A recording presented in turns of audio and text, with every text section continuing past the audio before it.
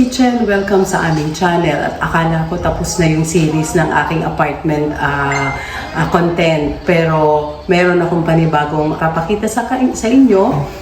Yung dati naming bahay na pinauupahan ko na ngayon. Tumira kami dito dati tuwing bakasyon namin from abroad, mga 2011. And nung hindi na kami nakatira rito, ang ginawa ko, pinaupahan ko na ito. Nabili ko tong bahay na to sa aking pinsan, and ang ginawa ko, pinarenovate ko siya, tapos tinirahan muna namin, tapos nung wala na kami dito sa Las Piñas, pinauupahan ko na siya. Ang tagal na namin pinauupahan ko since 2000, siguro mga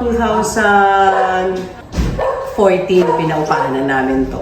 So ngayon, umalis na yung nangupahan dito, and kung makikita nyo naman, papakita ko, kailangan na namin ipaayos para maibigay ko siya ng maayos-ayos din na paupa. So, halika, tignan na natin. So, ito yung screen. Kailangan ipagawa ko na yan. Okay naman yung pintuan. Pagpasok mo, madilim kasi kinuha ng tenants yung mga ilaw. So, ayan. Ang kailangan dito guys is kailangan naming papinturahan. Ayan. Paayos yung mga cabinet. Yung exhaust dito nahulog na. So, kailangan ipagawa ko. And then, ayan, I'm sure yung banyo kung pwedeng palitan. Hi, thank you! Thank you! Ayan, ayan. Ito yung pinakang sala. Yan, may gamit pa dito sila tatanggalin. Ayan. Kailangan ng papinturahan ng kisame. Pakikita nyo yung before at saka after nito. Mga Kaloy's Kitchen. So, ayan. Papalinisin ko ng husto yan. Malaki rin to eh. Ayan. Ito pa, mga Kaloy's Kitchen. Ayan yung bintana. Sobrang sira na siya. So, kailangan na natin gawa ng repair yan. Yun. So, dito naman, yung terrace. Ayan.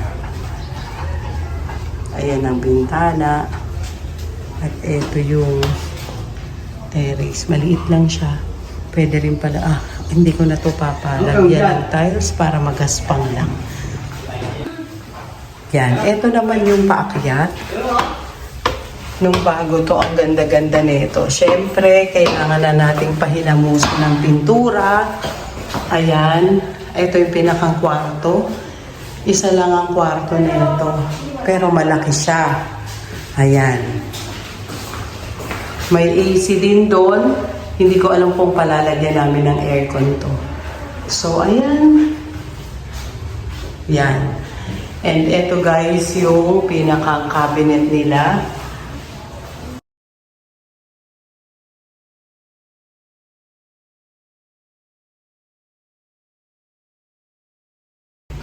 Ayan.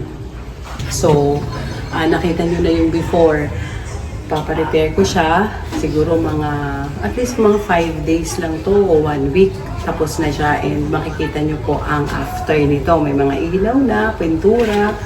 So, yun lang po mga Kaloy's Kitchen. Abangan ang episode namin tungkol sa pagpapa-repair ng aming apartment. Yun lang. Bye! Don't forget to subscribe.